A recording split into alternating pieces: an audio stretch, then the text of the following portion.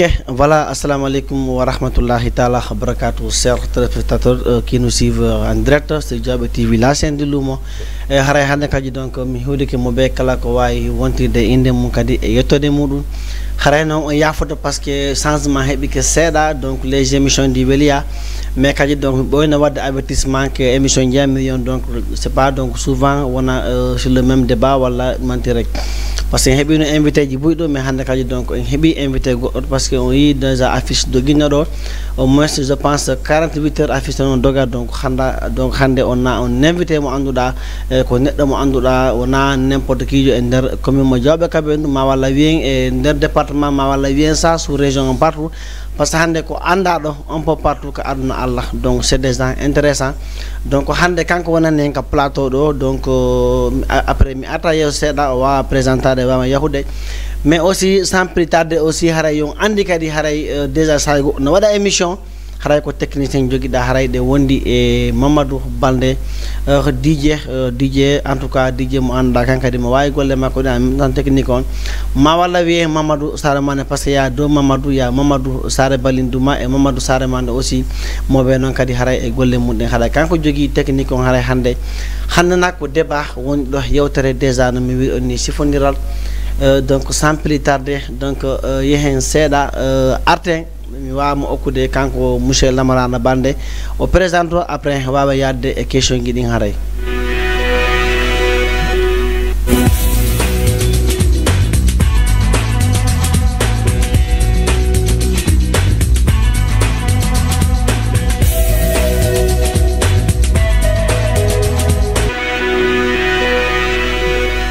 Ok, alhamdulillahi rabbil alamin parce que Allah woni wawdo Allah okki en kadi haray tawede dum do kadi en torki Allah wawdo émission kay mo wonde wadde on kadi fajja jam mojjere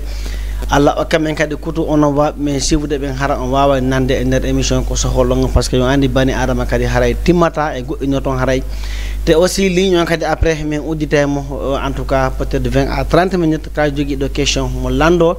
harajo débat ouvert wawa wadde participer parce que hande et je vous rappelle Harayon Andi débat donc juste ça a tourné sur le rôle dans la participation de la jeunesse et nokku on gonko woni don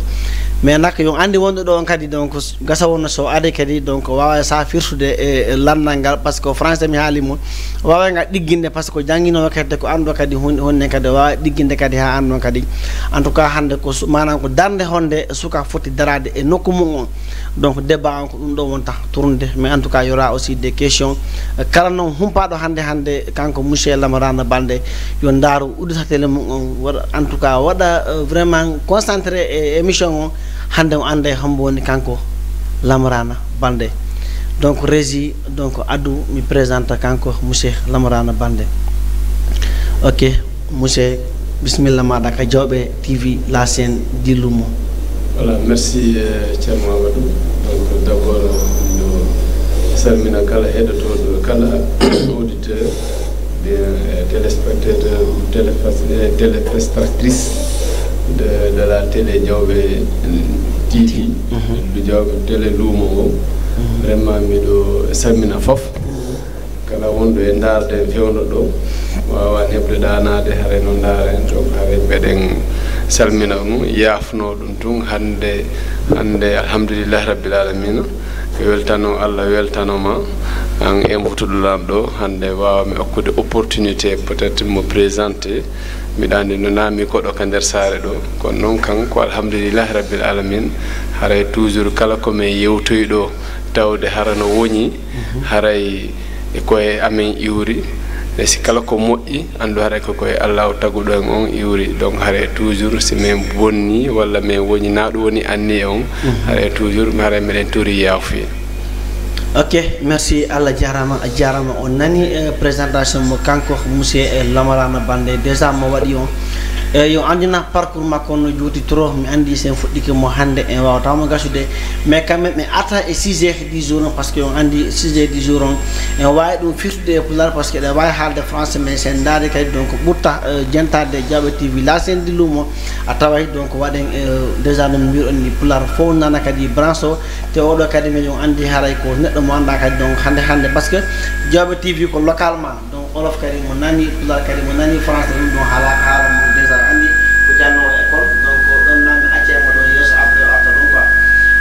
je vous rappelle hande en tout cas c'est une occasion kala mo andano lama ma wala kala wonno do haalde lama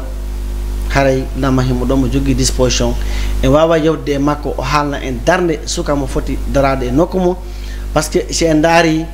c'est des thèmes de anda hande foddi dogude te kankadi Allah wadi mi invite mo mi nimo en tout cas mi do faala arde parce que hande kambe woni ko France wita ko no gene kambe woni yeso be me kambe idi andude be wino kala idi do ma danade on itto ma finde ala kulli ali kala ko jangoeda kala ko anduda kala heccido ma idi ma wadde hunde ko botama espérance parce que hande mo tawa e sukabe anda hande jawbe do en tout cas piiji buy rewi mabbe do fejjibe hibe andi honno foti yarde donc c'est une occasion mi do andi hande wawa en yetaade gasa wonno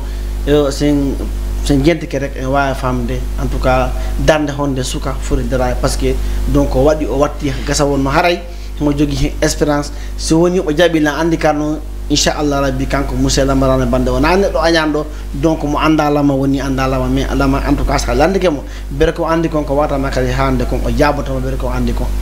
ok joni monsieur Lamarana Baldé taw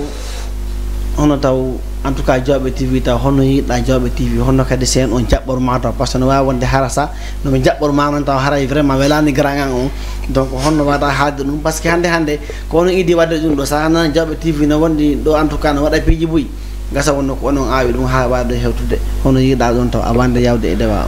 Voilà, merci Thierno. Voilà, donc d'abord par rapport même au thème mo wiɗa en waɗa développé on ɗo woni bon, la participation du jeune dans le développement socio-économique de sa localité, je pense que Salif Diao l'a prouvé. Parce qu'aujourd'hui, ce qu'on attend des jeunes, c'est comme ça. C'est Handena, on n'est pas des jeunes mendiants, on doit être des jeunes entrepreneurs. Te Hande, Salif Diao, holli en ko non fota wadede parce que Handena kanko jodi do, ko sukabe jodi do. No wada no jonnira experience mum peut-être no janga do no faama do no wada do no hollira do piiji goddi go no falja do no moƴƴina do donc ɗum ɗo fo non hande si o créano ɗum en tant que jeune o ndaari tun intérêt ko watta ka jiifa makko on haare toujours mi sikki na ɗum woni darde suka toujours ko sa heeɓi opportunité ko ya yaajin nodda sukaɓe ono ma sukaɓe ɓe gasa haray kañum ko ɗum ɗo yiɗi ara vraiment wawma hen wallita wallodiron ɗo barkodiron ɗo kala ko heeɓi on kadi senno ɗum ɗo e hoore sutura mi sikki ko ɗum ɗo woni darde suka ko ɗum ɗo habba e sukaɓe ɓen kala mo Allah mi yaajinani arsike seeɗa donc mo yaajinani arsike o sa a heññi ɗum kama ɗon ɗum woni ko famille ma nene ma e bebe ma e famille ma on ɗum woni nafitorde ɗum haray miɗo andi haray si mo be ko heeɓi kon hanni ɗum kamum haray ɓe ala ɓen kan haray ɓe ani par ce que ɓe tampay par ce que haray ala ka ɓe wullitora donc haray mo be si heeɓi koye yaaji donc anda place fof no ɗo ala leñol ala diina donc mo chrétien on heƴa ɗo mo julɗo on heɓa ɗo ceɗɗo e pullo fof heƴa ɗo donc hande sukaɓen ko ɗum ɗo nde ɗo darde woni ko habba ko ɗum waɗi ko alhamdulillah ko fierté jano tawde suka on ko ɗo il est parti de rien vraiment pour justement wondema il a cru à lui-même o hooli hoore makko o andile kadi c'est possible parce que rien n'est impossible dans la vie donc tout est possible ici il a cru et il a réalisé donc hande ko ɗum won ɗo hande bon peut-être que c'est une grande innovation en tout cas Salif Diao entre dans l'histoire de Diawɓe dans le côté audiovisuel. Vraiment, je pense que vraiment, dans la mesure où le décor aussi répond aux normes, vraiment, en tout cas, c'est impact et je suis bien accueilli. Vraiment, alhamdulillah, on te jabba en février. Alhamdulillah, rabbil alamin. Ok, merci beaucoup Allah jarama kanko monsieur Lamarana Baldé parce que ndi indi tum ɓura andede sa wi ɗum monsieur Baldé déjà ɗo inna ko hombono monsieur Baldé mais en tout cas monsieur Lamarana Baldé o mende peut être atane waɗa e brosse no seeɗa quoi en tout cas il est connu déjà a yi déjà honto taw o natiri e introduction taw déjà o holliri on exemple hande darde suka mo foti darade merci beaucoup pour ça et le témoignage de monsieur Baldé joni monsieur Baldé donc on naten direct e ko addi en ɗo kon e sengo thème du jour avant tout d'abord donc mi faala joni monsieur Baldé haalna men le comportement d'abord manam sa yi comportement mbaadi suka mo foti taw jogade e nder nokku dans le cadre général. donc en tout cas bon mbaadi ndi mi wawata famirde noon par ce que goto ɓe ko famami e mum on jonnata hande sa andi kala landal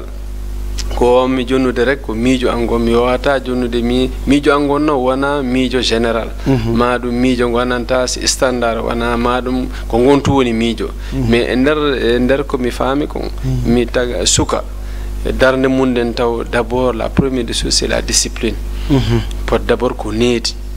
par ce que ɓe inni o ko needi e golle si tawtodiri tun haray keɓal heɓoto ɗon le travail plus la discipline égale réussite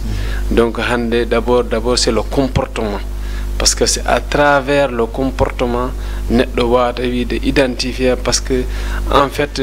comme Ablaye Wade l'a toujours dit on dit dis-moi quelle jeunesse tu as je te dirai quel peuple tu seras donc hande à travers mbaadi suka on a waway andude ndiɗo leydi ko honno sifori parce que wono les chinois kamɓe fof no andiri ɓe needi donc sa calcule kamɓe tout est dans la discipline ko ɗuuɗa o ko kamɓe ɓuuri en ɗuuɗude mais yiyata kaɓe duñodiri par ce que goto ɓe simi attikema arde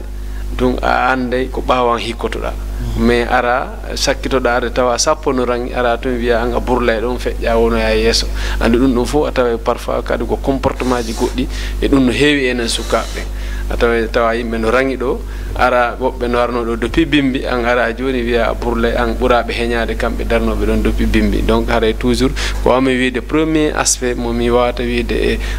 manam ko mbadidi mi wofa ɗamini e tigui tigui en e suka taw d'abord ko comportement manam ko needi ndi respect des règles sociales.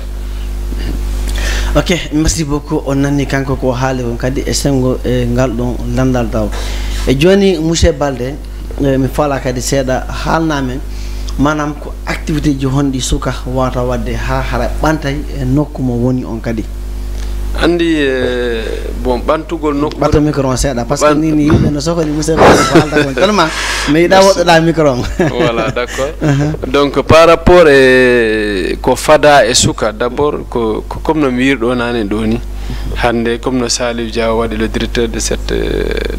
antenne donc hande no waɗir ɗo ni bon il y avait des moments bon mo wino mo yo waɗɗum waynan apparemment c'est impossible mais en certain moment ɓayno e hakkille makko rek il a cru et il l'a fait donc ko hunde d'abord ko adi kon ko dagogol esprit entrepreneuriat parce que ko ɗum manque enen sukaɓen hande heɓugol tun jawdi parce que sa calcule wano ka meɗen ɗo eɗen sukaɓe hiɗen wakkili mais en fait si en waɗirayno comme no Sali waɗe woɓɓe goo harana bon miɗo d'accord yimɓe ɓen hande si heeɓi jawdi darnu galleji labaɗi état siji d'accord mais hande si a waɗayno feere uddita entreprise mo andanta au moins hayko sukaɓe tato ƴetta ɗon golle goɗɗo goo kadi mo heɓuɗo wano capital mo 1 million no jogui waɗa ɗo wano poulaye walla ko newgol guertode ƴetta ɗum hono sukaɓe ɗo innama ha joni gollen ɗo fuɗɗoɗen sen golle ɗen si yeehi ha ɗe yaari yeeso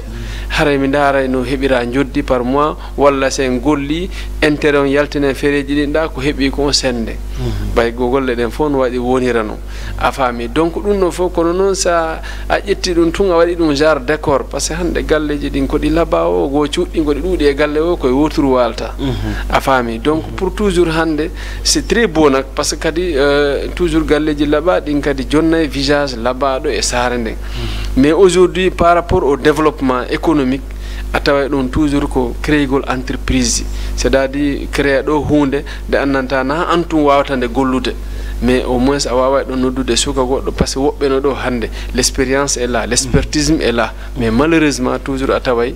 bon a taway ala no ɗum waɗira ɗum exploité parce que ala les moyens financiers parce que no wayi wo no wayi le soubassement de tout ceci ko mbuɗɗi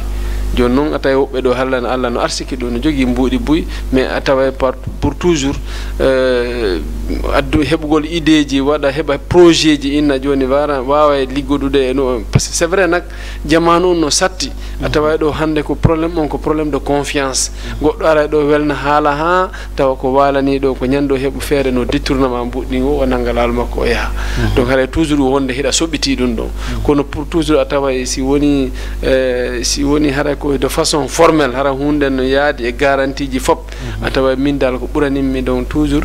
premier aspect mo onti foti wadde pour participer réellement dans le développement de la localité ko créegol entreprise parce que no wayi o entreprise ko kum fande ko kum fande ƴetta ko ɗi yimɓe ɗiɗo mo be noon si udditi entreprise on ƴetti yimɓe ɗiɗo ɗino no wayi wono way sa ƴettata fof ɓa he laamu ngu no ronki ƴettude fof mais tawa wawa ɗuytade seeɗa.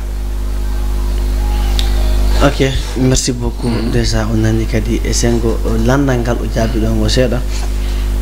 mais joni déjà on côté mo haalɗa on mum se bande o entreprise mo haalɗa mais est ce que onon parce que mi inni honoré ɗo haala nini parce que a woni yeeso en commençant par moi mais est ce que on essayi waɗude peut être des sensibilisation walla on côtoiement pour que waɓe waltade gon sengo kadi waɗa est ce que on dari kenen darde kadi bon hiɗa andi bon en fait c'est compliqué quoi parce que dans la mesure où hande ya taw goɗɗo no jogui mbuuɗi mum ɗin waɗon innamo waɗirni walla wattirni a tawa hino satti mon peut être que so on heeɓi a tawa andi kadi ko hammani kon goɗɗo ceerno hiɗen yaada ɗo hiɗen naɓida ha artikeji ɗin ɓurda seeɗa si ɗi ɓurdoyi tun a hammani kon fayda souvent mbuɗɗin créé d'autres amis donc a taway ɗo hande si ɗen yaaɗayno hiɗen enen teddidoyno laare ko enen ƴawidayno mangoje yaha feele ɗaɓɓoya garle ɗo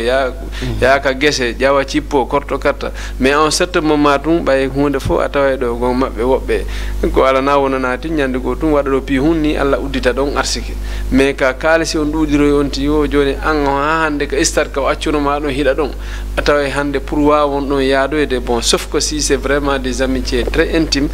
très hara ko weldigal laaɓugal e nunɗugal harayde ko ɗum ɗon toujours wawata wadde ha si tawi toujours on wawa wadde conjugué mais si aroy ya un certain moment a taway on jomma ɗum mbuuɗi e saway haysi ko woni kon goore ko onon wadde ɗi fof ɓuuri kon fayda ko wono makko joguiɗo kaalisi fayda ɓurta traitude taway a taway ko wiyete kon ko hammani kon koɓe wiyata ɗum fayda minen ɓe ala goɗɗum men ko ɗuɗere haala men wondi mais a taway toujours a taway ko ɓe howi wiide kon rek ko nanduɗi ɗum ciwdidoyta on tuma taway ko joguiɓe yaadoyta ɓe ala ɓen kadi pote yurmodira donc a taway ko ɗum waɗi bon parfois si woni wono menen en ɗo wona goɗɗum ɗuuɗi bon peut être malgré que alhamdulillah no surri nak yettude Allah boy yewanta Allah kono noon a taway pour toujours wawa wadde se rapprocher à quelqu'un qui a de l'argent un jeune comme toi hara wiyamo vraiment pourquoi pas waɗa investir ɗo walla ƴettanƴe walla waɗira oɗo créé o projet ɗo wallidira e muɗum par ce que miɗo wawi en tant que la première expérience que j'ai mi ara waɗen ɗum exploité wallidiren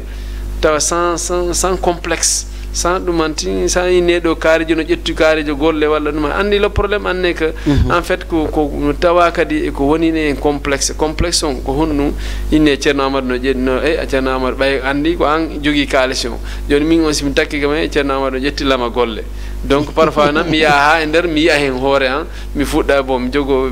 bon anda noon anda hunde na ƴettogol golle an hiɗa andi ko halduɗen kon golle ɗen on respect réciproque ɗa teddinimi hen miɗo teddima hen hiɗen waɗi ko halduɗen kon donc je pense que mais nak les gens ɓay kay toujours yimɓe ɓen kan haɗata ɓe haalde haray parfois nak si j'ai pas une sourde oreille si mi innino mi heɗoto buy a tawi parfois mi yahay ha mi yiya hen hoore an rek mi fuɗɗa changer de comportement et souvent ko ɗum addoyta les dégâts entre nous tawa addoyta probléme mum bon mi hownanoma walla an on ñiddinoy alan ko ɗin ɗiɗi par ce que ko piiji ɗiɗi mi howno wi ɓay hara yimɓe no wiide miɗo gollandema mi howno mi fuɗɗa rettardude si mi dawayno 8 heures mi watta ardude 9 heures mi fuɗɗa dal sabutude golle ɗen ha fayda ɗum addoya probléme hakkude meɗen ko ni addiroyta mais parfois nak a taway ko tampini en fof Amadou ko société on kadi parfois souvent a tawa yimɓe ɓen si goto be feede comme no portoɓe ni a tawa ɗo goto be no jogui aye ɗo woɓɓe no luwa ɗo galle goto hara hino suuduma ɗum hino suudu an ɗum fayda mi meeɗa andude nder suudu ma no wayi par ce que mi tefata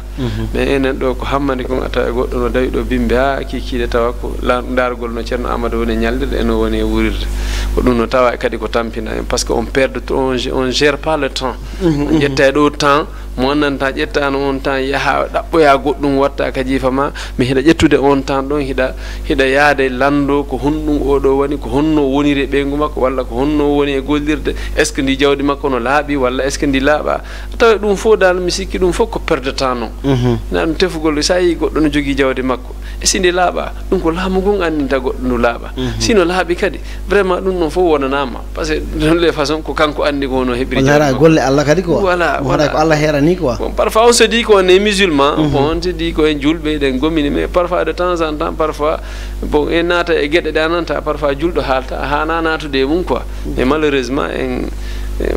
les gens automatiquement, les gens se posent la question que c'est-à-dire hande janama no wenda do ni jango men yirama do de bagnol, on se dit que c'est pas possible. Mais pourquoi pas? Mais pourquoi se poser cette question que c'est pas possible qu'Amadou Dogina Watwal? Mais pourquoi? Mais non, on dit quoi dit, soit wadi ni, to Burkina, Korto Kata, do alako yetake. Donc, pourtant les gens, malheureusement, godun non ko dun tardinta mo wombe jodade no sikiro dun non ko dun non ben non kanno tarda, mais oya kanyum kanno avance baya jawta ko ami darna mi nama on tuituda jawdi mande. Donc parfois ko mi wondo jodade poser une question ko mi woni tardude. Voilà. Ok, merci beaucoup. Déjà, on a dit que Sengo Diaba Ngal, Diaby Ngal. Joni président en tant que président,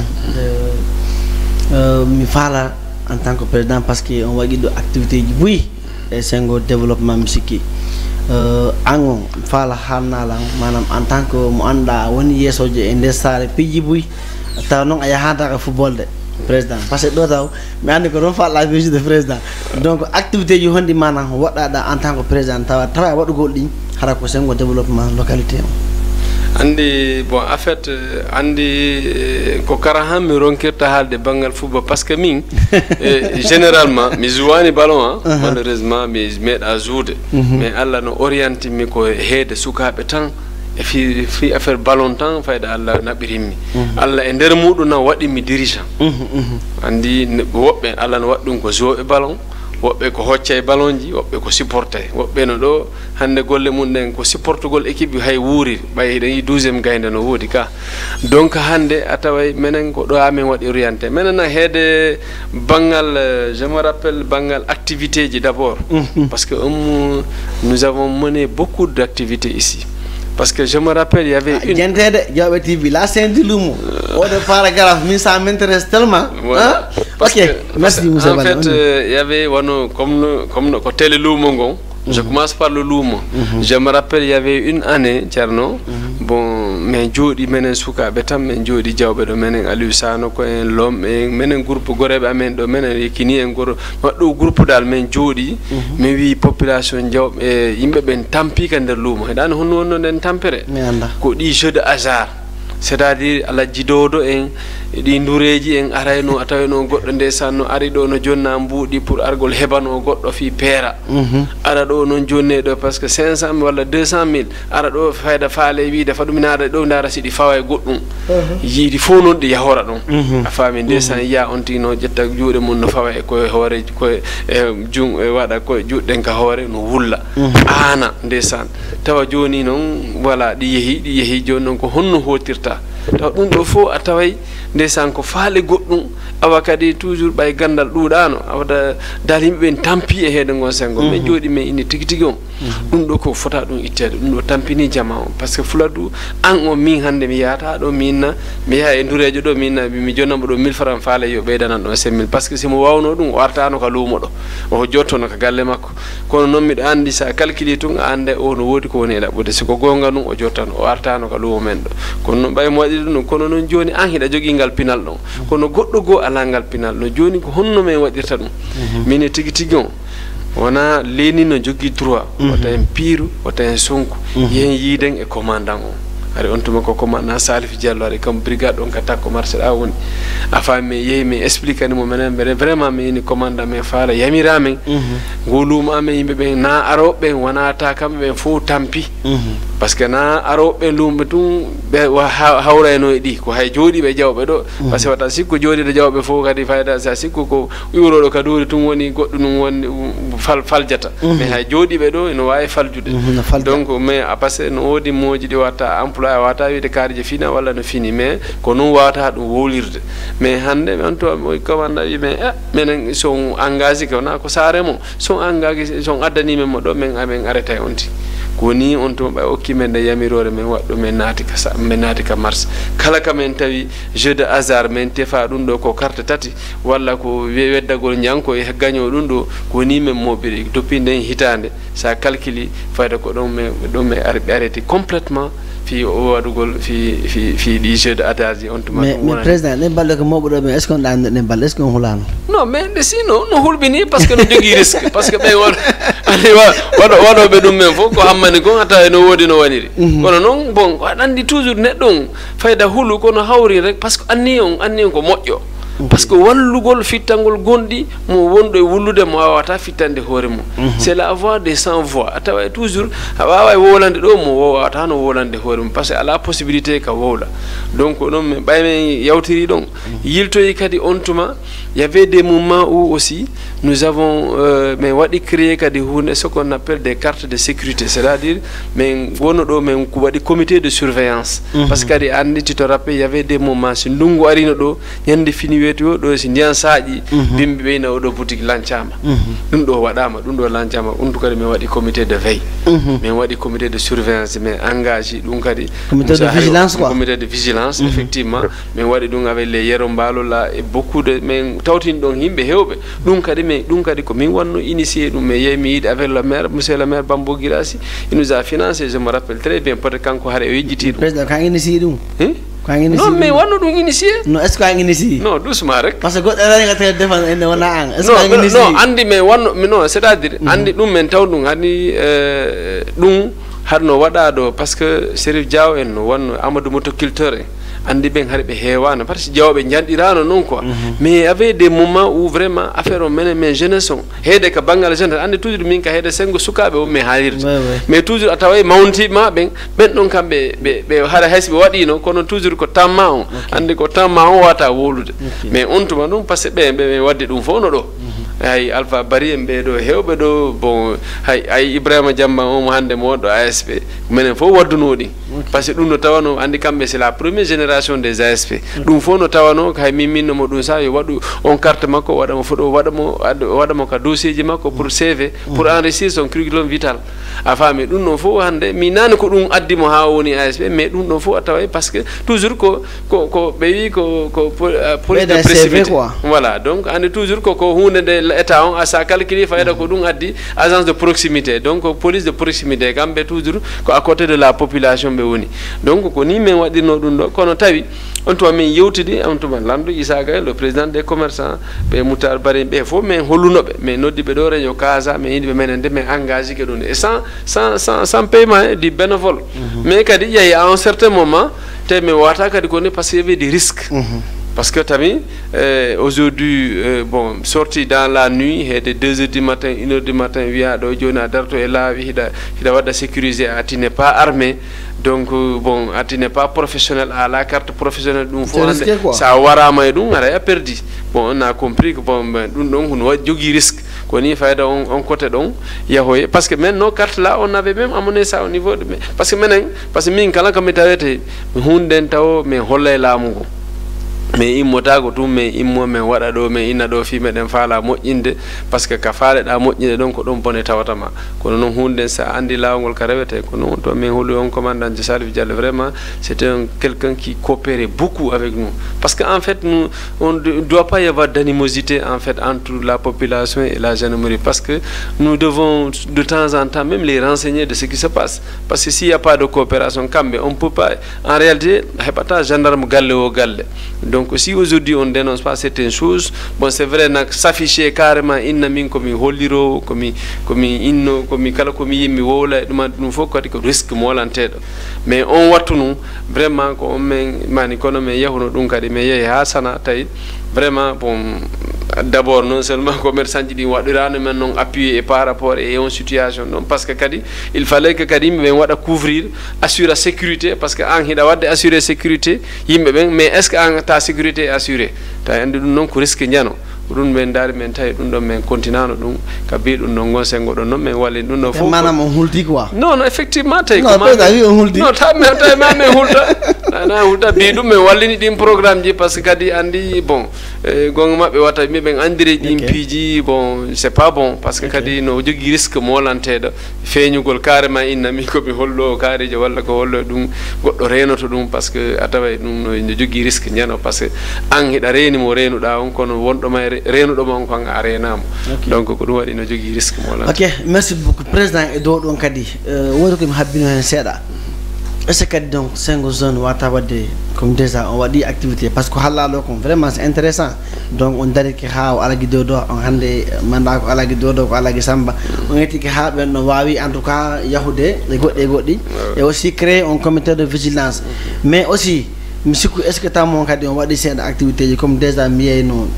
lawni walla hikka ɗo ni ya hanƴina berde waɗa ɗin non je te plantation dis est ce que ɗin fof kadi a waɗi ceerno men waɗi ɗum habbine ma ɗon kadi quoi président je me rappelle ɓatta micro on seeɗa je m'attendais à ça ay les rues là c'est que andi ndeysan woodi hitande goo min immi ɗo mi wi joni mi waɗi reboiser min tuta leɗɗe ka laawi mais c'est à ma grande surprise mi yiyani ɗo min yaha e nokkure par ce que laawol ngol hari fayda bon a wawata tutude leggal justement ka sera laawol joni si galle no takko ɗon ƴetta par ce que miɗo anndi galle ɗen koɗe ɓaɗi laawol ngo ñande goo si lotissement ari par ce que ɗum ko mi haalantama ɗum koko ɓooyi donc min waɗayno par ce que je me rappelle ay ka tabay iidi ɗo ɗon fof min tutuno ɗum leɗɗe par ce que parfois arayno ɗo iidi tawa parfois nangue no woodi mais a yiyani ɗo min ƴetta leggal ngal min naada ɗum ɗo e galle goɗɗo pour vraiment ɓay haray sa tuti leggal ngal ka takko laawol ɗaɗi ɗin yawa bonnude laawol ngol ko ɗum waɗi min pottina leggal ngal min ɓay har galle wonɗo takko ɗon ɗo min waɗaɗe min naada ngal ɗo mais joomum ɓora ngal inna ɓe faalana jattude galle ɗe ayi ko ɗin ɓe heɓa ɗin imagination ji mais donc mais heede reboisement ji min waɗi ɗum ɗo ɗum wona une fois wona deux fois mais avec les eaux et forêt mais yahani ɗo hitande goo min suuno ɗo gabion ji leɗɗe ɗum ayiɗi koye howlohe koye ɗum kadi avec la mairie par ce que min toujours on travaille avec la mairie min yahana min holla ɓe ɓe yaha ɓe finance men ɓe sooda gabimani hawlo e heew koye min yaha ka eaux et forêt min waɗa min winda demande ɓe hokka min leɗɗe ɗuɗuɗe par ce que kadi ɓen ɓe anndiri eaux et forêt ɓe hokkatama leggal ɓe hiranima ko hawlol par ce que il est inutile ko tuta leggal haɗa suivi ala donc sa tutti ngal il faut ko protége ngal par ce que kulle ɗen no ɗon beyi ɗin ma baali ɗin ƴakkay ngal donc ɓe innete sa ko so on holli men so on holli men ko hiwirton leɗɗe ɗen ko min jonna on tuɓe leɗɗe ɗen kam min yeyata min hokka o kono noon ko son addi howloy ko ɗon howloy koye noon il fallait que min waɗa demande au niveau de la mairie min windana ɓe correspondance hitande goo ɓe sodani men ɗo gabion ji ɗuɗiɗe min waɗi reboisé ɗin fof ok merci beaucoup on nani déjà kanko monsieur Balde ko haali manam e sengo ɗi ɓe waɗi ɗo vraiment en wawata gaynde ko ɓe waɗi komin en tout cas o linti e ɗimi habbinoyo o linti ɗin e sengo activité mo wonla jeunesse no foti wadde joni nak Diawɓe TV la scène dillumo aussi haray wota on yeggite régie dartu écran on et aussi donc une fois encore de plus Diawɓe TV la scène dillumo wota yeggite haray le numéro de téléphone est là ouvert 78 584 56 56 78 584 56 56 c'est pas pour rien que donc hari uditaka parce que donc ma acca seɗa antenne o yaha wa udite ligne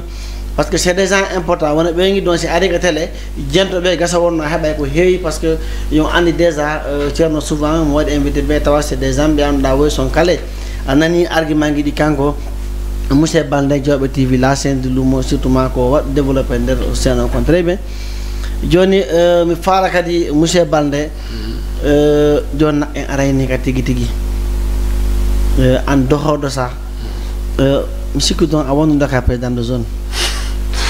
effectivement mi woni ɗo président de zone depuis 2006 mi remplace no ɗo Ibou Diallo mi rappelle hiɗa anndi heen seeɗa par ce que anti non président ɗo noon hannde mi anndama de vraiment ka grand amen ɗo mi anndama ɗo hannde non y a pas de souci y a pas de souci de toute façon miɗa anndi dal je connais un peu mon parcours par ce que hiɗa anndi bon en gollidi piiji bon tawde toujours neɗɗo kan Allah no waɗi mina neɗɗo mi hownaki ɗum noon je parle bon je parle sappa mi faɗaki ga goɗɗo innami ɗum par ce que kadi no woodi ko annanta no woni e hoore ma jara goɗɗo no haalani ɗum ɗum ɗon no e maɗa donc min mbiɗa anndi hownare ala ko nafata aden de hownanaki hay fus par ce que piiji hewɗi ɗo a tawayno miɗo gollaɗi a tawayno ne wawiɗi lamma pourtant a fotano ɗum wadde mais je me suis dit que y a pas de souci ɓay minen min géri ɗo e télécentre ji ala ko min waɗani ɗo ɗum fof ko golla men min amani lama géran quoi non voilà parce que lama géran voilà donc ɗum fof min naɓi ɗo bon min wuuri ɗo lakkere on amen quoi donc par rapport navetano effectivement depuis 2006 hitande go bam oda Ibou Diallo woni do président de zone woni hitande fayda o woni on den hitande je pense 2005 ou 2004 mais non ka Ibou Diallo wata ndara fi ko vraiment on golde kadi wada mo défendre donc il faut non encore non affaire mi wona do ça pour défendre gol moi mais Ibou Diallo kanko c'est juste passer par rapport au parcours quoi donc kanko mi lonti do lontimo kanko mi lonti mais kanko se manda ma honga suno non andi o gayna parce que won hitande o jouane final l'année suivante mais oui vraiment peut-être qu'il n'est pas capable suka ben dali il n'est pas capable voilà il n'est pas capable président non enfin milandi suka ben suka ben oui lontimo quoi voilà mi lonti alhamdulillah pas capable wala non enfin je ne sais pas bon mais je ne peux pas dire de toutes les façons o jouane final o ne hitande hikkitinde don den suka ben oui vraiment kanyum dal tigi on bay n'est pas parce que je me dis que aussi ça c'est le minimum quoi quand même un président de zone c'est de se battre au minimum c'est d'organiser une finale ça c'est le minimum mais si tu n'organises pas tu organises un championnat match championnat ronka jour de finale ça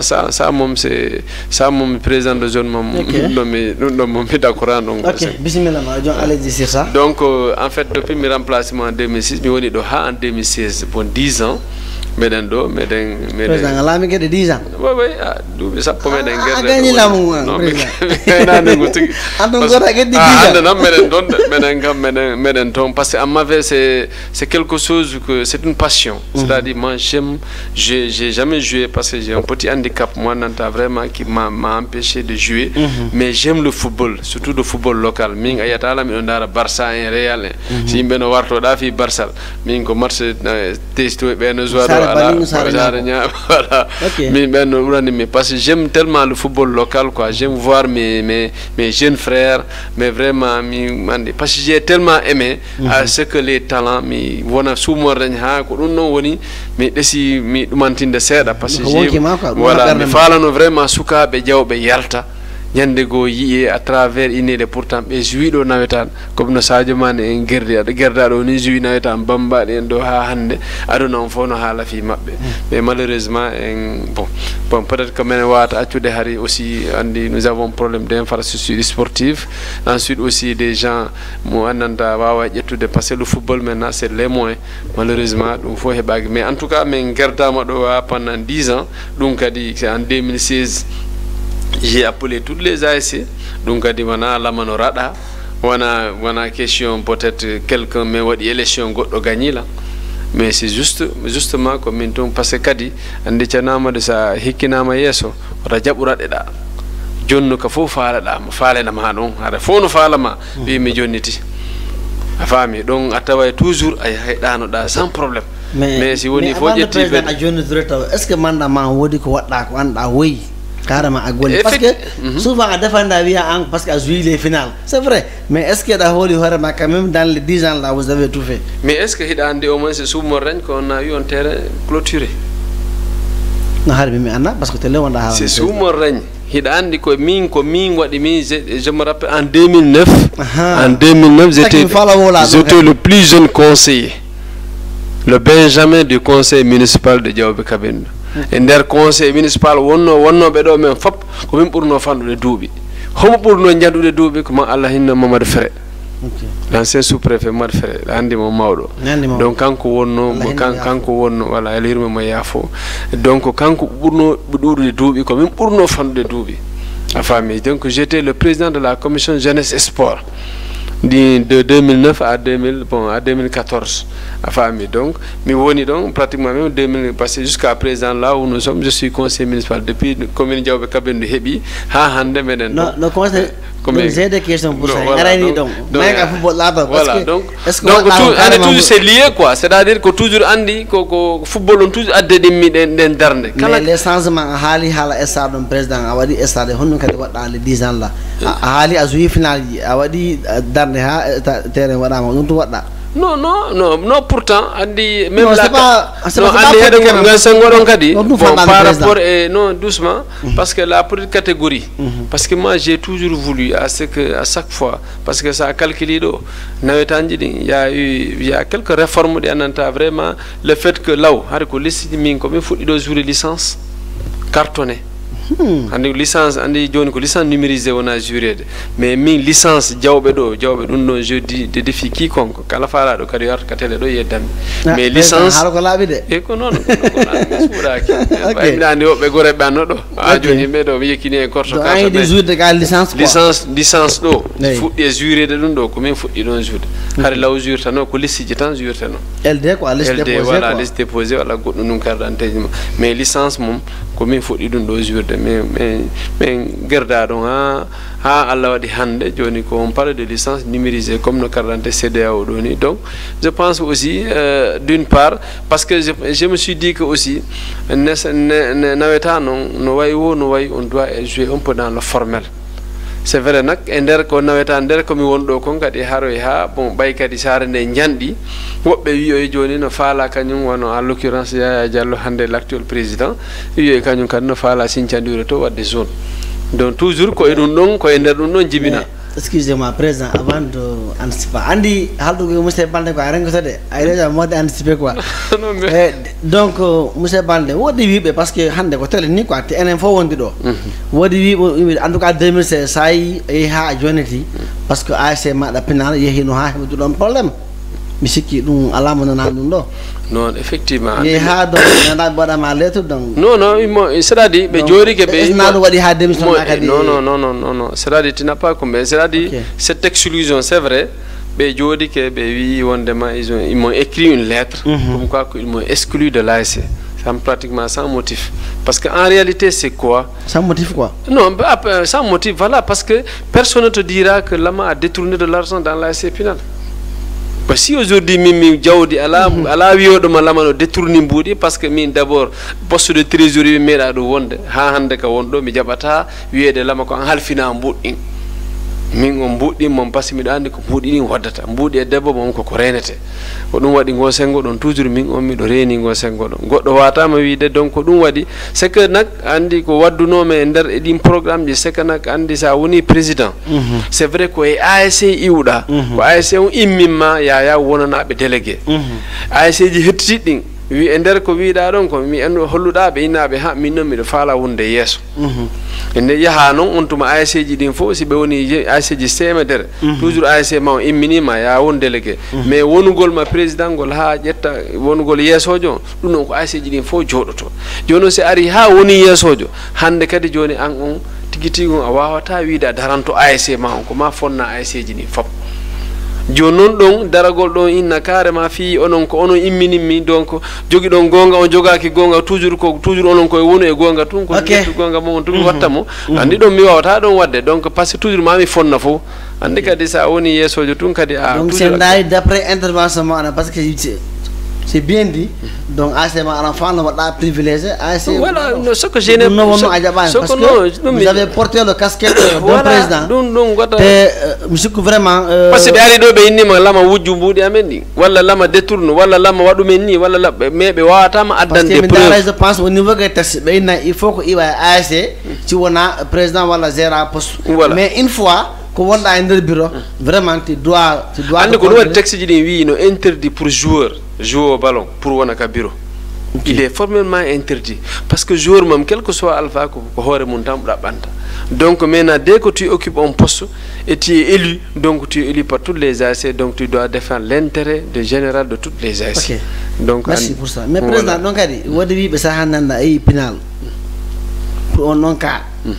parce que ni donc wara privilège anga jabane parce que dum halla do ayi afia est ce que afia ni kadi ala waldebe parce que be do inni a jabana mi a jabani afia ne pas compris dum kadi afia kadi dum kadi be waddu e deggo andi min afia sago ala sayfullah en no jodi mi joddim be reño bay min afia ko ASC am bi law hay ko fewno be woni ka yaya to min afia e respecté mabbe ko min dabbani be hari non mi wadani mi sodani carte membre ASC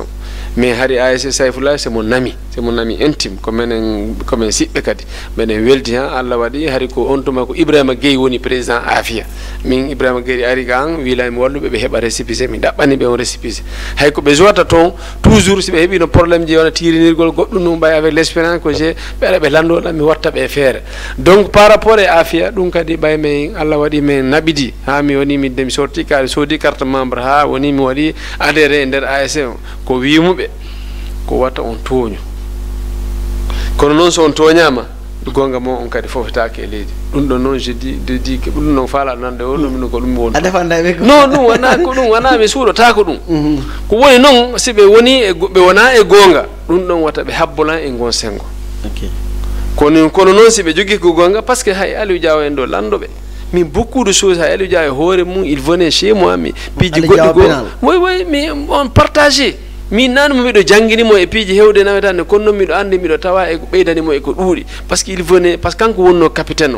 o arayno de temps en temps quand ils jouent match mi hollaɓe possibilité ji ɗin fof par ce que je lui dis que pourtant j'étais le président mais min ko min naɓe que je peux intervenir que avant le match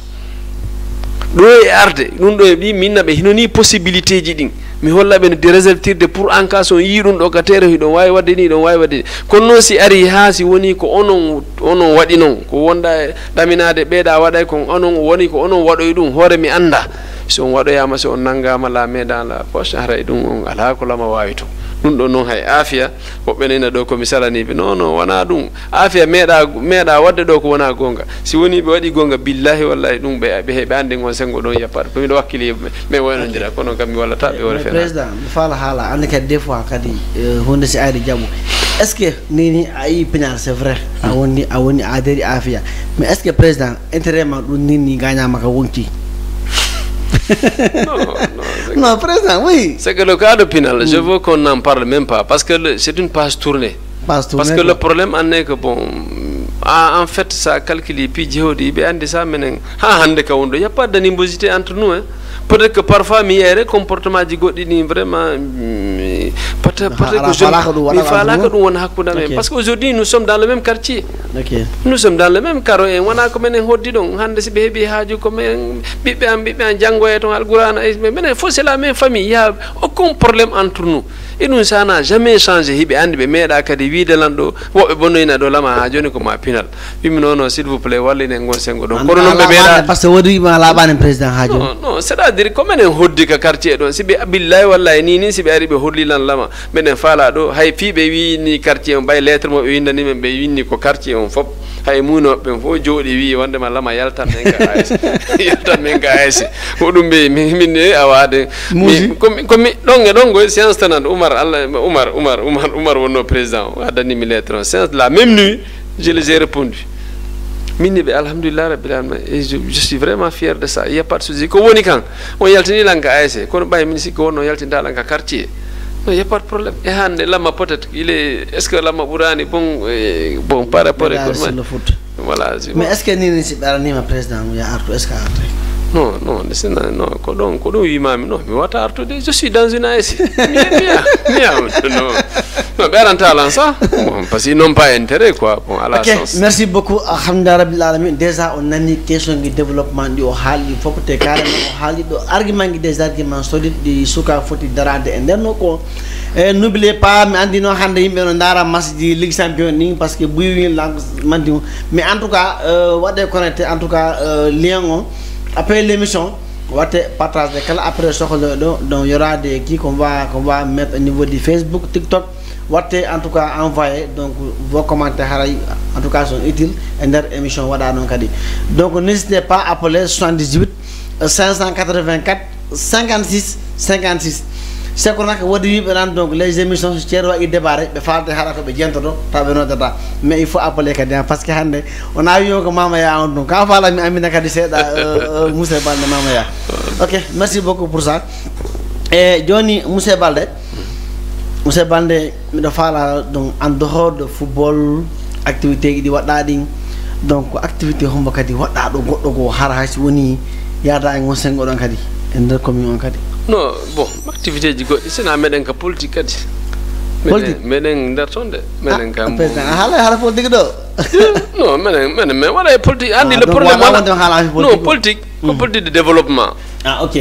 Politique de développement, c'est vrai, bon, chacun est libre de l'analyser comme il le veut. La main, c'est des opportunistes, la main, ceci, cela. Bon, ça, je l'accepte aussi avec beaucoup d'enthousiasme. Il n'y a pas de problème, quoi. Parce qu'aujourd'hui, bon, aujourd'hui, c'est à Tawaka et Houndé. Personne ne va te juger mais ça tawama dans les activités quel que soit le type d'activité peut-être une casquette mais seulement je pense que aussi moi c'est ça. Moi je me dis que de toutes les façons jeunes que nous sommes parce que le problème je pense aussi aujourd'hui la population sénégalaise 80% de cette population là elle est jeune. Donc ça calcule hande dari wado ne nyande do inna do déposer gol dossier ji pour yawgol Europe. Tu vois ce que ça fait tu sens nettement pourtant les wodi sukabe buykan no gollude mais tu te dis que est-ce que fayda ko woni ko ala gollude ko bura ko woni gollude ko tellement ko yimbe ben hande darni ni on demande de 2000 enseignants. Actuellement nous sommes à 155 000 presque 157 000 de demandes. Tu vois donc 2000 places tout landa. Donc combien de fois? Parce que d'abord dans ce Sénégal là à partir de 3 ans voir que fayda ka bobo enta himo janga. Aye do goddo no rondi do tawa yaado Dakar yaado goddo no jogi plateau mum koko walla no no jogi do portable ji walla habillage no yeya taw himo ko licence jogi walla ko master walla mo en tout cas ko taw ko cadre wonda do rano bonni don tuba mum dumanima parce que fi honno parce que kadi andi le sénégalais ida pompiji goddi go na fo fewata mais on se dit que toujours le jeune il a le jeune sénégalais il a toujours envie de vivre la sueur de son front ko dum wadi toujours tawa do onti wakkiloto wakko do kabulji wala chargeji no yeya pour toujours tawa hara buri yawgo do wada de malfrans wada dum antindi donc ko dum wadi mingum wata inviter la jeunesse de Diaobé c'est de se vraiment en tout cas de serrer la ceinture, de faire des gens, d'être comme des gens comme les Salif Diao, des jeunes entrepreneurs. Mais le seul problème ici dans notre Fouladou, le problème que nous avons, c'est la formation. Parce que si on ne peut pas travailler dans le tâtonnement. Alors tout il n'a de faire do maçon bon mi wadi do maçon yaga mari hara Allah na sedi a meda dumana donc ataway piji hodi dal c'est ko dum wadi parfois min ko mata vide ça certains parents c'est d'orienter même leurs enfants dans les centres de formation parce que ataway toujours ça hebido une formation au métier c'est que formation électricité c'est que formation bon comment dirais-je informatique ou bien etc. parce que surtout l'informatique aujourd'hui hande l'ordinateur n'est pas c'est-à-dire que c'est devenu un outil. Est-ce que tu sais qu'aujourd'hui on dit que l'analphabète c'est celui qui ne sait pas manipuler un ordinateur. Mais l'analphabète aujourd'hui c'est celui qui ne sait pas parce que rien ne peut se faire sans l'ordinateur. Donc c'est devenu un outil indispensable dans la vie. Donc vraiment peut-être que en tout cas ce que j'invite à nos dirigeants, c'est vrai, souvent dans notre Fouladou, dans notre département, surtout de Vélingara, c'est nos dirigeants, je m'excuse du terme, parfois, c'est de nous diviser d'abord et de nous utiliser à leur fin. Parce que aussi betawado hide mojo bindiri ASC hide nanondirde en dumantina do wala be APR ben ara naba don tato be da ben kadi nabada nayo be duman be diviser en do on tumane no di hen goto be ga hebiri o adda honto ko heewi gon ala ko arta atawa do toujours parce que d'abord nous avons faut qu'on ti addo ta ala parce que atawa be noddube ma don ko hurtorta rek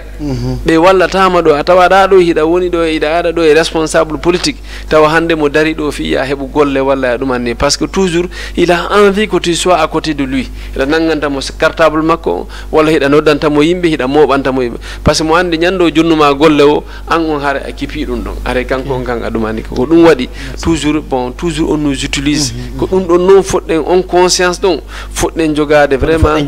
voilà en tant que jeune wonen des leaders nous gom d'abord do e wiide do a wona do baaw goddo wala no nañ gom suñu bop c'est-à-dire pas je ne parle pas de gom sa bop de Bougane mais de gom sa président on est politicien morde non bon afin que pour voilà président joni parce que il reste quelques questions merci beaucoup déjà nani ko hala kon voilà président wodi la joni message do wila on dika ligne hebane régie ndar téléphone parce qu'il a appelé 2 à 3 fois hendak mais il a posé une question sur wila je sais pas de nous retourner maintenant en arrière manam pour régie parce que maintenant on va aller un peu vite sur les questions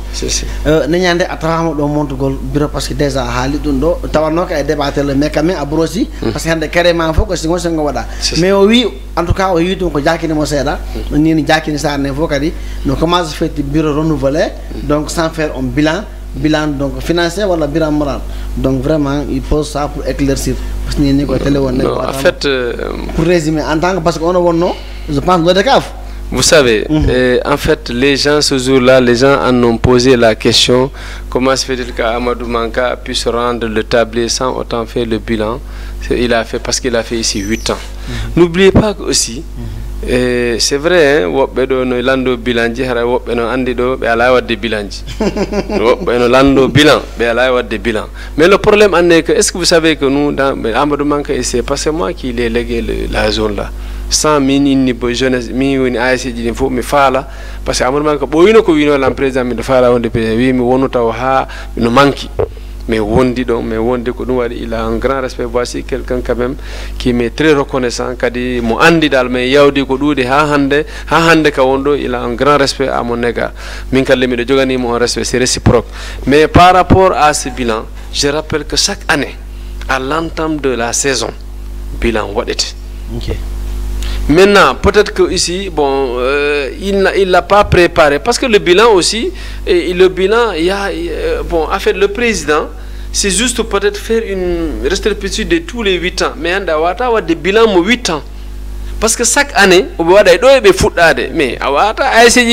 est-ce que tu sais que en matière de jeunesse, en matière de c'est le moment le plus ingrat. C'est-à-dire en matière de jeunesse, Kasuka Benza, Ko Jaudi Suga Betung, Weninoa, Jaudi Jinna, c'est à Jugi Kendi. Il y a un ko Hindi Wuli Pit et Judema. Parce que Hindi Metti Jogade. By said, oh, Bene Honno, Wendy, Honno, Diwalo, Honno. Donc, chaque année, bilan, what était. Maintenant, le bilan, il peut être exhaustif, il peut être, ça dépend de l'analyse de tout un chacun. À famille parce que c'est comme qui donc comme exemple ils ont vu en fonction de déroulement ASB wadi nangam yetta dum on fond déroulement te en réalité wombe do landa de affaire bilan be ko hibe andani hoore mabbe en matière ici en matière de nawetan wona bay anko arbitre menen ko hammani kon ko hebbo o ligado kon fo fayda pas pour vous être toñani on kono buri kon fayda ko non nabata président awanu ko débat wata do on point de mais après mo si Diaobé TV débat entre président mais en tout cas parce que on a mis chargé sur le sport mais il y aura un chargé de sport qui est là Diaobé TV alors il y aura un débat président ko hallo ko sur les habitudes awakadi bon be même je pense qu'ils l'ont dit, c'est-à-dire aujourd'hui c'est des rapports qu'on devait mettre sur la table, à savoir le rapport d'activité qui devait être fait par le secrétaire général de la zone, le rapport financier. Le président ne peut faire que le rapport moral. Un rapport moral, un discours moral, et il l'a fait. Maintenant, le rapport financier, il a essayé des gens qui ont été élus. C'est pas le président qui fait le bilan d'activité, le bilan financier et de tout, mais on prend tout ça, tout ce fardeau-là, on met ça sur Amadou Manka. Pourtant, c'est pas lui. Merci beaucoup pour ça. Donc, monsieur, déjà pose la question, maintenant, si avocat, Amarso, en tout cas, il a répondu carrément la question. Johnny, émission, monsieur Lamarana Bandek, une petite question, donc on doit, donc, il y a une série de questions qui dit. Allez-y. Tout récemment, parce que, affaire de développement, on est halde. Monsieur Kouno, en tant que conseiller municipal,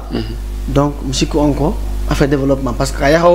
défendre l'intérêt et population au niveau de la mairie. Effectivement. Donc, tout récemment, donc, il y a des fois, vous défendez, n'est-ce pas? Hondu manam apport ham hebla modum sengo defando est-ce que defandi ha wodi ko hebi do kadi e mon sengo. Bon, en fait, vous savez, bon, parfois défendre l'intérêt de la population, parce que je rappelle qu'on est des élus locaux. Bon, nous sommes là à chaque fois quand le maire, parce que c'est dans ses prérogatives de nous soumettre une convocation, il n'a même voici l'ordre du jour. Maintenant, si dans le point que l'ordre du jour, mon maire, on va se mettre sur la table, et vraiment très vers le développement de la commune, et on ferme les yeux pour voter. Mais si c'est quelque chose qui entrave vraiment le développement, c'est-à-dire bloquer, voilà, c'est pas quelque chose qui est viable, voilà, à la sens. Vraiment, nous, rapidement, parce que je me rappelle, il y avait des moments aussi, le maire nous avait demandé de lui permettre de lotir toute la commune. Oui, mais il y a au lotir sa commune, on faut un de water. Mais c'est qui, bon, en fait, nous, tout le monde, mais c'est qui même, il y avait des conseillers qui ont, bon, on dit nous, on bedo conseil, et liste mako, yalti. Et souvent, c'est des gens qui sont de son côté. Mais tout le monde, parce qu'à un certain moment aussi, c'est vrai que c'est à travers un parti, c'est à travers une liste, on va atterrir au conseil municipal. Mais dès que tu y atterris, donc, arrête toujours qu'au titre de tu défends l'intérêt de la population. Donc, il y a et intérêt population à travailler vraiment. Maintenant, en tant que conseil municipal, bon, on a toujours défendu. Bon, des choses, on entend parfois, mais bon, parfois, bon, il y a un bloc, mais on a une question bloc Google, mais à travailler rentabilité, on travaille à travailler bon, à travailler toujours, parce que nous, on suit la politique du maire, parce que le maire a data, bon, parce que c'est lui qui va à la recherche, parce que quand on est l'organe exécutant, quand on est à la pêche, quand on est à boita, il n'a jamais mais il est partenaire, oui, voilà, mais nous donnons si l'on l'a to comment mais on a une délibération, mais nous maintenant. Exemple des forages etc. Donc andi joni si be do quartier nangam no fala be yome okkube don leydi ka forage wade andi me wata don salade parce que aujourd'hui on sengo don be wa hebde de l'eau potable il faut piji do mais wadi di mais votidi do mais nak wala ko annanta toujours parce que surtout le problème du foncier donc on sengo don parfois souvent on en a mais salo godini parce que des fois ay ko lama bonni wala ma wadirni hein oui, non, maintenant, il n'y a pas de problème. Mais vous assumez quoi? Non, on assume. Il n'y a pas de souci. Donc, on assume. Ok, mais tout récemment, donc, vous dites conseil conseil municipal à la mairie, nous avons fait la revendiquer donc beaucoup conseiller, maintenant 10 000 fois 3. Donc, il y a un président. Non, donc, parce que vous dites, est-ce que vous défendez, comment dire, la localité? Donc, non, en fait, c'était d'abord le conseil n'est pas payé, c'est un bénévole, le conseil. Et pourtant, quand au niveau de l'équipe municipale, le maire il est payé, les adjoints sont payés, et les agents de la mairie sont tout le monde payé. Dans la mairie, il n'y a que les conseils qui ne sont pas payés. Et en réalité, comme on est patron, parce que c'est nous qui délibérons. Comme la délibération, c'est un papier juridique. Si Wota Amado c'est terminé, si c'est approuvé par le préfet, le sous-préfet. Donc, dans le CD, aujourd'hui, il y avait un décret présidentiel, président Vidjoni, conseil au moins par session, le conseil est 10 000. Parce que n'oublie pas, il par session, pas par mois. Si on vote, c'est-à-dire par session, c'est-à-dire si on maire on dit mais on a une convocation de hande no wodi ko wotete donc adi ko si wotete si na wotete wono si ko wono réunion délibérément débat d'orientation wala dum goddum wotata ah ça c'est un décret de présidentiel c'est ko décret présidentiel wana question wana labere du maire wala dum andi ko wana non law hari maire ko si annike law si heewi no ha ko 2000 francs temen nay be okkayno conseil dum kadi ko laabe den maire on innata hande mi okki on dido donc ko do anni makko dum don anani fayda din duubi don fo ameda goddo no meeda Moussa Diaw laami ke do bambo laami ke do maire anande ngo senko do kono do joni c'est un décret be wi men c'est écrit noir sur blanc ko wondema dans le budget que si vous organisez une session municipale vous devez remettre 10 000 francs par conseil joni non kadi be inni wondema joni c'est pas séance tenante. Parce que toujours, il faut que liste de présents sont wadé. Après, c'est des justifications de nabe au niveau du trésor. Parce que le trésor iwata. No be wiri no ko trésor iwata. Donc ko dum wadi bay no mbudi wadi trésor yobetake don e don. donc so on waɗa ɗo réunion ko rema hikka yoɓe ko arata c'est-à-dire si on waɗi ɗo réunion ɗo joni on yoɓmo ko tuma kaydi ɗin fo yeehi wo par ce que kadi ko si a ari réunion wona fi conseil ko si a ari réunion eɗa tawa ka liste de présence heɓa si a arani réunion tun a heɓata mbuɗɗiti donc la présence elle est obligatoire donc hay sa waɗi procuration a wata ɗo ɗumanade joni noon ko nun adduno kan haala ɗon joni haɗa ɓe jogani men 2 sessions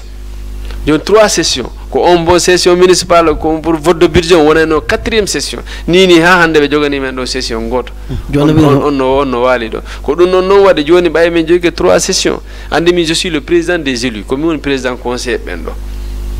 ka mairie ɗo défandi hoorema de président wona de ko kamɓe wonno mi défendu non ko andi kadi yimɓeɓe siɓe hikkinima yeeso intérêt mabɓe on koni kadi conseil an miijiti joni kamɓe ɓe yooɓe e lewru wo lewru minen ɗo joni ni bime wanno o réunion ha hande ɓe nodditaka joni si minen yakor ɗum kon 10 000 ɗum ɗon joni falama réunion waɗa nini kadi kono ko si ɓe noddi ɓe faala réunion waɗi wo ko si ɓe noddime donc c'est à dire ko tuma ɓe noddime wo ɓay ko andi noon kadi ma ɓe nodda men par ce que kadi ɓe wawata liggade sina wota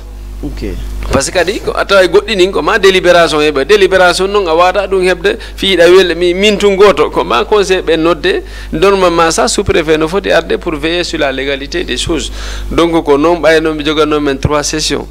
woni ɗin 3 sessions ji ɓe wi kamɓe joni ko 2 sessions ɓe faala men wawata men yoɓude oɗa session ɓe wawata minimum hiɗo jogani men 4 oɗo wonta 4e session kono oɗo men tawnatamo kono ɗiɗa session ɗiɗa oɗa ko miijoto ko depuis o mois de mai 2024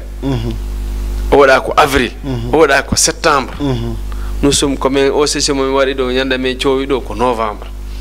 joni ko wanno avril waɗi mai waɗi septembre mais inni ko maɓe yoɓede ɗi yaltuno non si ɗi yaltuno kay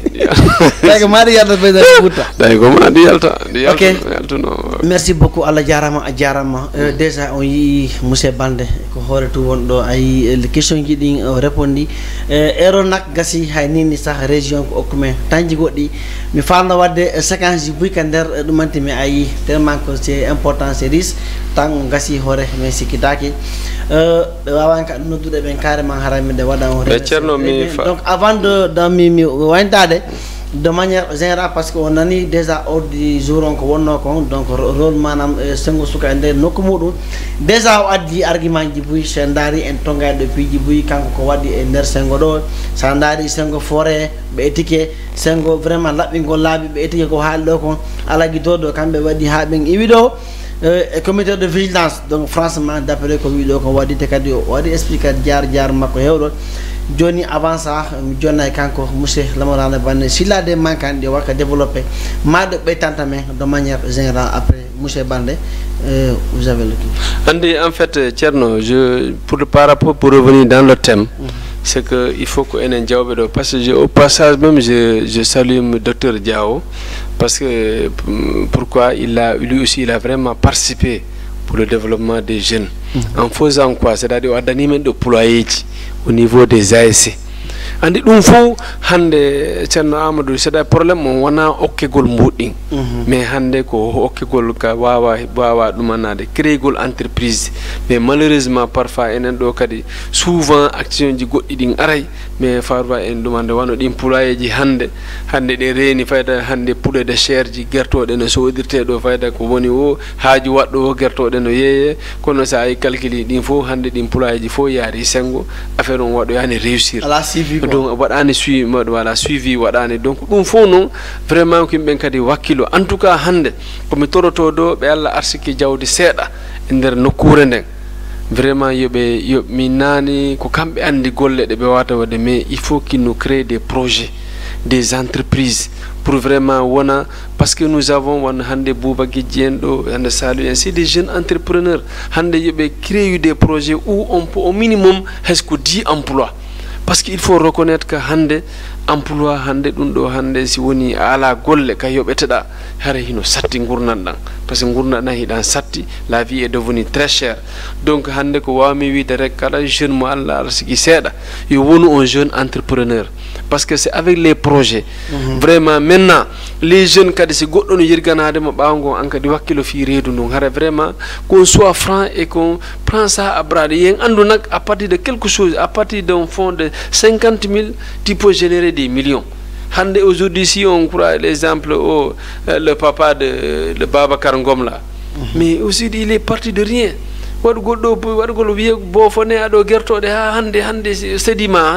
C'est quelqu'un, donc c'est des choses de vraiment, voici des exemples, parce que le jeune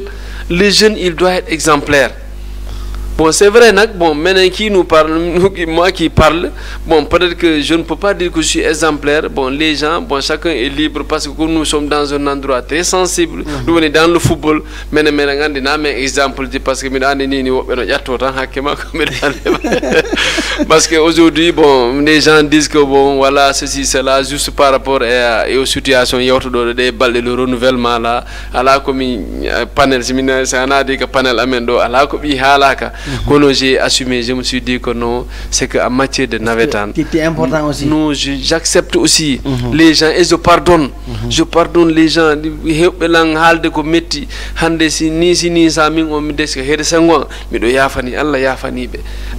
Parce que mi andi mi wonano e mun kadi goddo yenatano la si goddo mi wonno ka julirde tun e wirdagol walla e dum annagol mi andi goddo yayatano don innami koni kono non ka tawada wo ko dum mojjinta ko dum bonnata donc nak mi andi nak toujours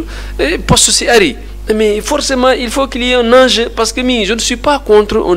un jeune qui est ambitieux. Mais aujourd'hui aussi, j'apprends, parce que apprenons à travers cette situation-là, qu'aujourd'hui, il faut que les jeunes acceptent aussi de rester chez soi et souffrir. Parce que forcément, mon exemple, de Saint-Louis, Abla Diallo, Dakar, Minani, Gotobek, Allah Arskidum, Konon Kalaka Wonirda, Yomen Anduka de Hidaga. Mais wi goddo kadi ya goddo toujours ko tuma faala gedal ara inna do joni inna men toujours menen wala are mo bondiron wallomme dum don non vraiment dum don men wakkilaki dum don menen kadi do menen lama faya en boubé vraiment je profite de l'occasion vraiment me do wada be remercier me do salmina be parce que aussi voici des jeunes très engagés les lama faya les boubé yew motoji de Saifullah en Adramane vraiment bon tous les jeunes je dis que même les Tidjane Diao les Boubacar Diallo Yekini voici des jeunes be fo hande bon même Boubacar Diallo Karo be fo c'est des jeunes qui sont en train de se débrouiller quoi que l'on dise mais vraiment soyons des jeunes entrepreneurs yobe créant un projet pour wobbe wawa hen nattude pour vraiment charmende wawa yerde yeso en tout cas encore une fois me do wada on remercier Thierno Amadou me do wada remercier encore une fois yalla nawro nokkure nden yeso vraiment Allah jango e wondo une grande chaîne monanta vraiment à level international vraiment en tout cas yalla nawro golle den yeso encore une fois nous l'acceptons et vraiment on est toujours prêt à vous accompagner parce qu'aujourd'hui un Salif Diao hande sa wadani mo encourager a fotani mo décourager parce que quoi que l'on dise je le connais très bien voici un jeune très respectueux makko ben kadi menen andi Salif meden andiri mo fayda no mi andiri fayda ko nen do nyandi yeso amen do nyandi o gomi hore makko donc mo be si gomirini hande hida do goddo garino do goto be wadini mo Allah arsiki o yo yaajin pour vraiment enen fo wona goto be no waydo hoccitade nawra jawbe kadi yeso do haray Allah nawra en golle den yeso haray alhamdulillah rabbil alamin mido weltori Allah weltori salmini kala mo wawani mido salmina no vraiment mais responsable no kindi camara en hede jawbe katto ben kadi vraiment mido salmina be mido salmina kadi mawbe am ben e sonna be am ben dido donc vraiment fo e fay be am ben vraiment e weldi be am ben fo Saifullah en Adramane no mi wi do ni dama faya en vraiment tous les jeunes engagés vraiment me do wadar féliciter monsieur Yaya Diallo qui est élu nouvellement élu me do kada encourager Mamadou Boy Sow encore une fois bon tous les jeunes engagés vraiment restons unis ko dum do yawti c'était un enjeu qui était éphémère vraiment tournons la page et restons unis et développons Diawbe à travers le football wana wonen do tun e jugol wala dum wata dum bonnu hakkunde men wata dum bonnu endan wonen nena goto wonen baba goto c'est vrai yomi andu hanki sen yeddundi jewdiri ɗo seeɗa yomi andu woodi ko falanɗa woodi komi falano Allah waɗi ko oɗo okki donc jaɓanen Allah jaɓanen ko Allah waɗi kon et puis la vie continue yo Allah nawra en jawɓe yeeso jawɓe kaɓendu mbiɗa salmina kadi le maire tous les conseillers kadi vraiment heeɗiɓe ɗon wonnoɓe darde télévision mbiɗo salmina ɓe monsieur le maire Bambo Girassi et tout mon ami frère Aliou Sano ko monsieur le maire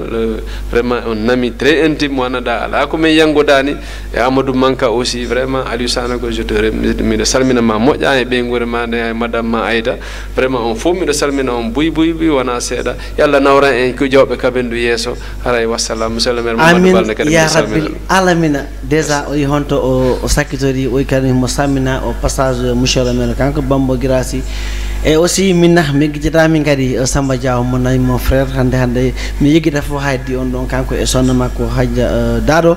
e kala ndarɗo Diawɓe TV la sende lumo e kala kadi ndarɗo émission kanko monsieur Lamarana Balde on émission mo waɗi ɗon déjà on nani message ɗi o tori ɗin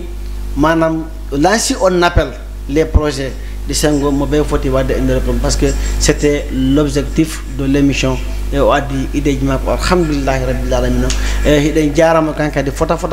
yaccir ɗo tam makko jang ko jangguinoyo o e kadi goɗɗe goɗɗi o gueɗi tam makko ha ile 23h merci beaucoup pour ça e kadi on remercie kadi kanko nanguɗo machine ngel ɗum woni Mamadou Balde depuis Sare Mawde e Jules e aussi le doyen technicien ɗum woni Douma e kala wonɗo men e darde haray une fois kala mo ŋaasi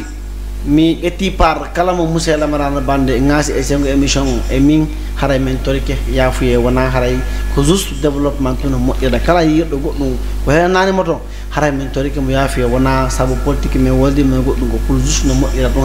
haray men en sohli kadi surtout ma min personnellement en sohli haray conseil ji e recommandation ji foti mi change e goɗɗi kala joguiɗo ɗum wanti muɗum e mi samina nena e baba ko ɓenno mi sakkitota et merci beaucoup une fois encore de plus merci monsieur Balde. Merci.